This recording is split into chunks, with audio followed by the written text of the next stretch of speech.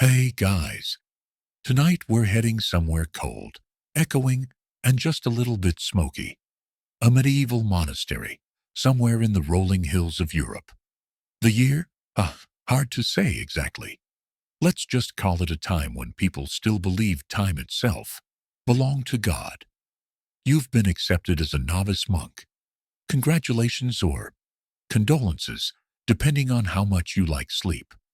So, before you get comfortable, take a moment to like the video and subscribe, but only if you genuinely enjoy what I do here. And while you're at it, tell me in the comments where you're listening from and what time it is where you are. Maybe it's 11 p.m. and your room smells faintly of tea. Perfect. Now, dim the lights, maybe turn on a fan for that soft background hum, and let's ease into tonight's journey together. It's still dark outside when you wake, though, to be fair, you're not sure you ever really slept. The stone floor beneath your straw mattress is so cold, it feels like time itself stopped moving during the night. You can hear someone snoring softly nearby, a rhythmic little whistle that blends with the slow drip of condensation from the ceiling. Somewhere far off, a bell rings once, low, deep, and impossibly slow. You stumble out into the corridor, clutching your rough wool robe tighter. The air smells faintly of wax and smoke, the twin scents of devotion. Down the hall, a few figures in hoods are already gathered around a long table. In the middle of it burns something that, at first glance, looks like an ordinary candle, thick, golden, and slightly uneven. But you'll come to learn that this is no ordinary candle. It's a clock. The candle clock. It's simple, and yet ingenious. A candle marked with little lines, or sometimes tiny metal pegs melted into the wax. As it burns, each peg drops onto the metal plate below, with a faint plink. That sound, small, fragile, and fleeting, tells the monks it's time to move from one prayer to the next. It's a humble system, but in a world before ticking clocks and pocket watches, it's as reliable as anything you can imagine. One of the elder monks notices your curious stare and gives you a tired smile. Or maybe it's just the candlelight playing tricks. He says softly, "Time burns for those who wait." Then with a shrug, adds, "And for those who pray." You nod, pretending you understand, though what you're really thinking is, how on earth do they make sure the candle burns evenly? Well, the answer is, they don't. Not perfectly, anyway. Beeswax candles burn differently from tallow ones, and even the draft from a nearby window could make the flame dance too fast or too slow. Some monasteries tried to control this by enclosing the candle in glass, others by measuring the wax by weight before each use. Still, as historians like to remind us, no one truly knew how accurate these clocks were. And maybe they didn't care. For them, time wasn't something to measure. It was something to pray through. The candle's glow flickers across the walls, and you notice a curious thing.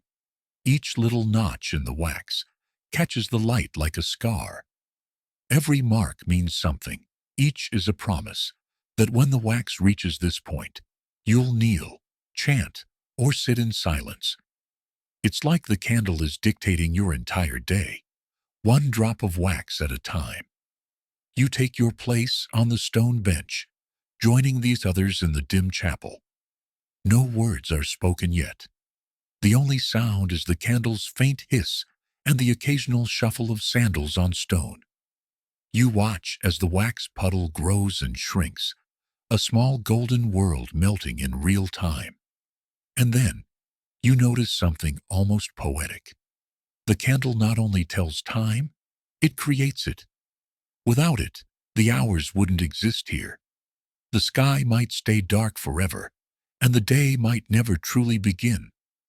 But as long as the candle burns, time feels like it's moving forward, soft and steady, like a breath between prayers. Outside, the world is still sleeping, peasants, farmers, the occasional drunkard stumbling home from the tavern in the valley below. But up here in the monastery, you're already several prayers deep into your morning, guided by nothing but waxes and faith. It's hard not to smile at the thought. Somewhere in the future, people will carry glowing screens that tell time down to the millisecond and still complain about being late. Here, one candle controls the rhythm of 50 men, and no one argues with it. But you, the new novice, are still learning. When the next plink echoes, the tiny peg falling like a whisper, you jump slightly. A few monks glance your way. One of them chuckles under his breath. You blush, but secretly you're relieved. At least the candle works. Later that night, as you lie back on your straw mattress, you'll think about that candle. How something so simple could control so much. Your sleep, your hunger, your prayers. And you'll wonder if maybe, just maybe, that's the peephole. The next morning begins before dawn again. Of course it does. You're starting to realize that the monastery doesn't care about your sense of time. It only cares about God's, or to be more precise, about the candles. You wake to the sound of quiet movement, robes brushing against stone, the soft pop of a rekindled wick. The same elder monk from yesterday is kneeling beside the long table, trimming the candle with a small knife. You can smell the faint sweetness of beeswax, mingled with smoke. He catches your curious glance and says, "A lazy wick makes a lazy prayer." You're not entirely sure what that means, but you nod wisely anyway. Soon, the chapel fills again. The same pattern repeats, the same murmured chants, the same slow rhythm of breathing. Yet somehow it feels different today. Maybe it's because now you understand that every action here revolves around a flicker of light. When the wax dips past a mark, the monks shift seamlessly from one prayer to the next. It's not a schedule, it's choreography. They call it horarium, the sacred rhythm of the day. Matins, lauds, prime, terce, sext, none, vespers, compline. A sequence of prayers that divide the day into holy intervals. Each one has its moment, and the candle decides when that moment arrives. You realize that even sleep here isn't rest. It's just a pause between one line of prayer and the next. After prime, you're assigned to help in the scriptorium, the writing room. The light is dim, filtered through narrow stained glass slits that make the air look colored and sleepy. Rows of monks bend over parchment, dipping quills into ink with the precision of surgeons. And yes, the candle clock sits there too, its little notches burning steadily downward. A monk whispers to you that the candle here is slightly different. It's thinner, burns faster, about an inch per hour more or less. More or less being the key phrase. You quickly learn that the speed depends on everything: the purity of the wax, the size of the wick, even the mood of the air itself. On humid days, it burns slower. On windy ones, faster. The candle has moods, one monk jokes softly. You laugh, but you can't shake the feeling that he's only half joking. By midday, your stomach is loudly reminding you of its existence. Fortunately, the next peg drops with a reassuring plink, and everyone rises. Lunch. You follow the group to the refectory, where steaming bowls of lentil stew await. Even here, the candle sits on a side table, quietly marking the time. You notice that no one looks at it directly, as if to glance too often would be vain, maybe even impatient. You sit beside a monk named Brother Thomas, who speaks barely above a whisper. Between spoonfuls, he tells you that each monastery has its own system. Some use candles marked with colored wax bands, red for meals, blue for prayers, white for sleep. Others measure their candles by the weight of wax burned per hour.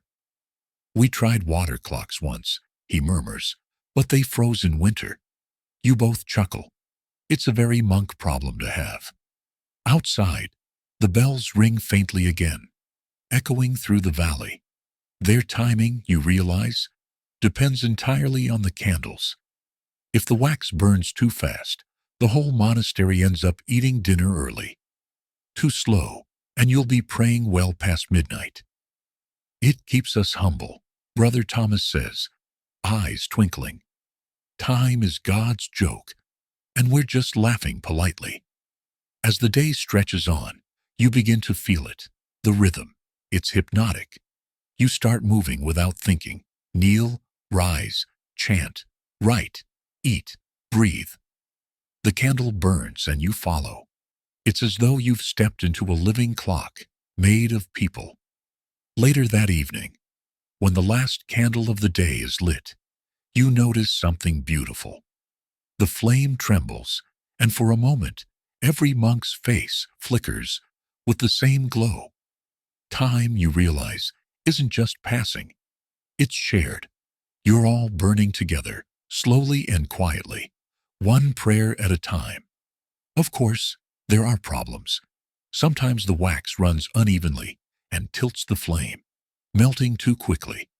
Sometimes a gust from the cloister corridor knocks out the light entirely, sending everyone into awkward silence. There's even a rumor that one monk, years ago, tried to cheat the candle by shortening the wick, hoping to get to dinner faster. No one ever proved it, but they say his stew was cold that night. Divine Justice, Medieval Edition. By the time you return to your cot, the candle clock's shadow is still on your eyelids. You lie there, listening to the faint hiss of wax and the low breathing of 50 sleeping men. The rhythm continues, even in dreams, and you can't help but think, in a world that has no ticking hands or glowing screens, maybe the soft crackle of a burning candle really is the sound of time itself. Morning again. Or at least what passes for morning in a monastery that doesn't trust sunlight as much as it trusts wax. You wake to the faint rustle of robes and the distant murmur of Latin prayers. The air smells different today, warmer somehow. And when you step into the refectory, you notice something unusual. The candles smell good. Not just good, fancy. Someone, you learn, has been experimenting. The candles burning this week were mixed with herbs from the garden. Thyme, lavender, maybe even a pinch of cinnamon if Brother Marcus was feeling bold. The theory is that certain scents help keep the monks awake during early morning prayers. Another, less spiritual theory says they just make the place smell less like wet wool. Either way, no one's complaining. You lean closer to one of the candles, curious. The scent really does make the air feel gentler, like time itself has slowed down to take a deep breath. And then you realize that's kind of the point. Here, the candle isn't just a clock. It's an atmosphere.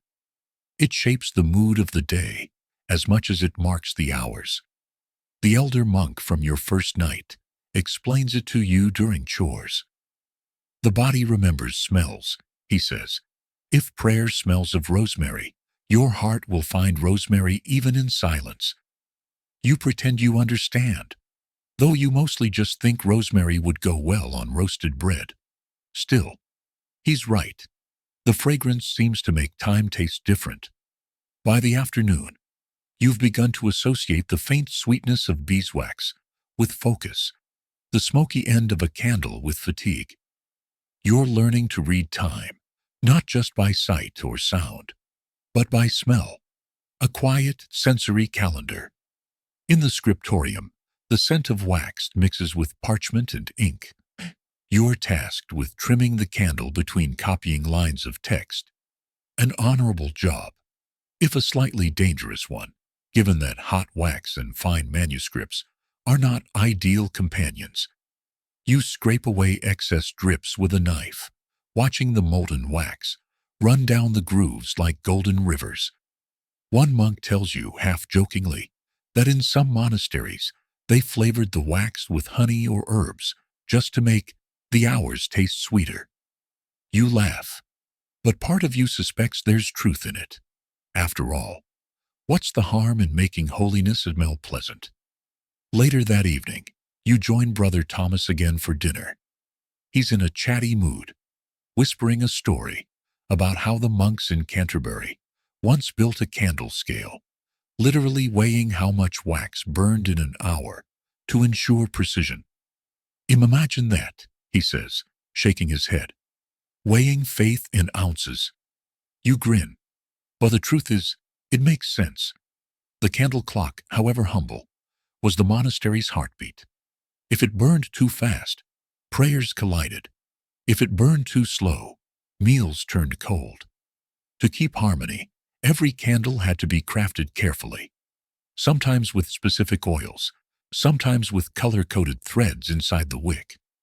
One historian, yes, there are historians who specialize in this, even argued that these candles were the first analog timers. Others naturally disagree. The debate doesn't matter much to you. The sleepy novice, you're too busy listening to the quiet hum of evening. Spoons clinking, pages turning, flames murmuring in rhythm. By now, you've stopped checking the sky entirely. Clouds or sunshine, rain or frost. It doesn't really change anything inside the monastery walls. Here, the only sunrise that matters is the one that flickers at the tip of a wick. After Compline, the final prayer of the night, you linger in the chapel. The air is thick with the ghost of burned waxes and old wood smoke. You run a finger through the puddle of cooled wax on the table, smooth, solid, cold. Once it was light. Now it's just memory.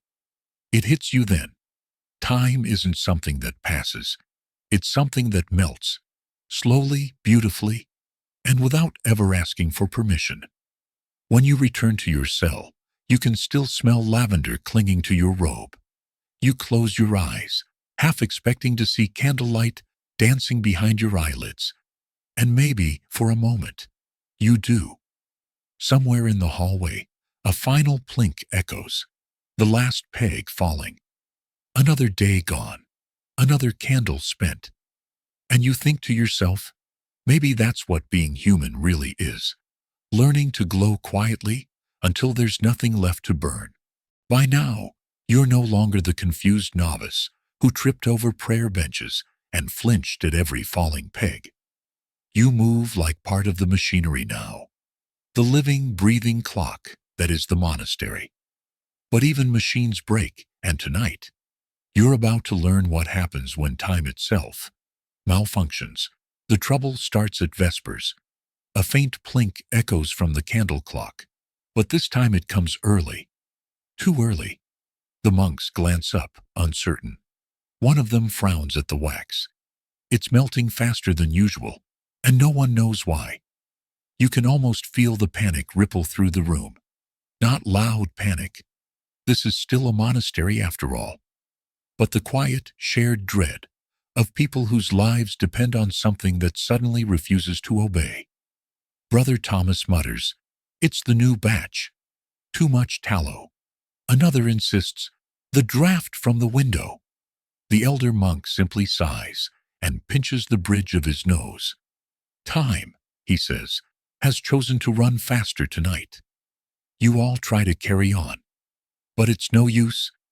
The candle burns unpredictably, swallowing entire marks in minutes.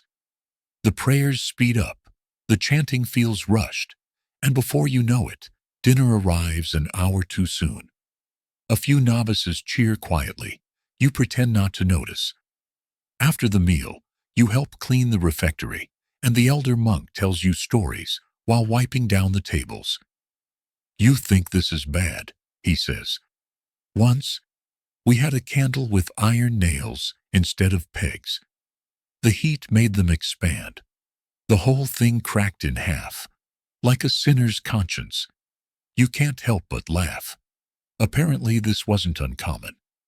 In their endless search for precision, monks across Europe tried everything: nails, glass beads, even tiny bits of stone dropped at each mark. Some attached thin strings to the pegs so that when they fell, they'd tug a little bell. Ding, an hour gone. Ingenious, if occasionally disastrous. There's even a story of a French abbey where the string snapped mid-prayer and flung a peg across the room, hitting the abbot square in the face. Proof, one monk said dryly, that time is merciful to none. And yet, out of this fumbling experimentation came innovation. Candle clocks slowly inspired other inventions, sandglasses, oil lamps with measured drips, and eventually the mechanical clocks that would take over the world. Some historians argue that the candle clock is a distant ancestor of the modern alarm clock. Others scoff and say it's just romantic nonsense. You like the romantic version better. After all, there's something beautifully human about trying to measure the unmeasurable. As the evening stretches on, you sit in the scriptorium, helping to mark new candles with lines and tiny notches. Each line represents a half hour of prayer, give or take. Mostly take. Brother Marcus hums softly as he works, dipping a thin piece of iron into the hot wax. It's never perfect, he says. Even when we think we've measured it right, the flame has its own will. That phrase lingers with you. The flame has its own will. Maybe that's why the monks never truly conquered time. They weren't trying to. They were just trying to live inside it, to keep rhythm with something too vast to hold. The night grows colder. A draft seeps through the cracks in the walls, making the flames tremble like tired hearts. You wrap your robe tighter and watch as the candle flickers unevenly. You wonder how many centuries passed like this. Monks in distant places, faces half lit by the same kind of trembling light, doing their best to pray on schedule, while time laughed softly in the background. Later, as you walk through the cloister courtyard, you notice faint pools of wax along the stone path, remnants from candles carried during night processions. You step carefully between them. Each little puddle is like a fossil of time itself, hardened mid-drip. You pause for a long moment, breathing in the cold air, the faint smell of smoke. Above you the stars are bright and utterly indifferent. Down here the candles burn anyway. Small, fragile, stubborn. You realize suddenly that the monks were never measuring time at all. They were listening to it. Tonight, the monastery feels quieter than usual. Not silent exactly, but slow in a way that feels ancient. You move through the corridors carrying one last candle, the final light before the night devours everything. The wax is warm against your fingers, and for a moment you think, this is what holding time must feel like. Soft, flickering, fragile. You set it down in the chapel. The walls are breathing shadows. The air tastes faintly of smoke and damp stone. A few monks are still awake, murmuring prayers that sound more like sighs. Outside, a storm gathers somewhere beyond the hills.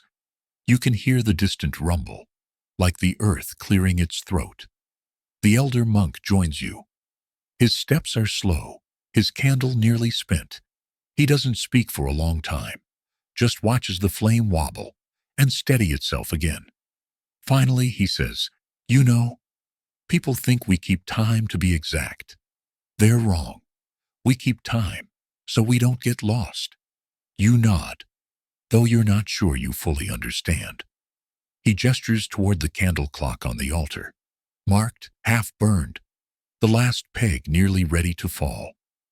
Every mark is a reminder, he continues, that the world moves whether we notice or not. But if you light a candle and promise to watch it, you start to notice. It's a strange kind of wisdom, gentle, almost sleepy. But it sinks in. The wax pool at the candle's base ripples slightly, reflecting the light like liquid gold. You find yourself watching the edges melt inward, the flame shrinking but never faltering. You start to breathe in time with it. Inhale, exhale, burn, fade. Somewhere in your mind, you remember reading that later, monks tried to make their candles sing. They added tiny bells or hollow reeds that whistled softly as the wax thinned. Others tinted the wax different colors, blue for dawn, red for dusk, so they could tell the hour by hue.